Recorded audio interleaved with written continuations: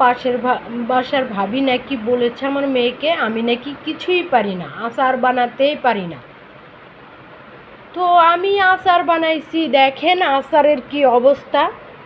হ্যাঁ, একটুখানি আচার নাই, আয়েশ করে একটু বসলাম আচার খাওয়ার জন্য, তাই আমার বয়ামে দেখি আচারই নেই, খেয়ে দে সাবার করে দিছে। তা ভাবলাম পাশের বাসার ভাবির সাথে একটু যায় ঝরগা করব, গলায়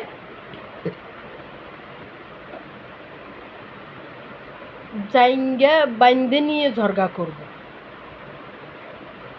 তো আবার ভাবলাম যে জাইঙ্গের তো 2 পা ঢুকানোর আছে, ফুটো আছে, ফুটোর মধ্যে পা দিয়ে যদি পাশের বাসার ভাবি আমার গলায় ঝুলে যায়, ওরে বাবা যে ওজন, এত ওজন আমি ক্যারি করব কিভাবে।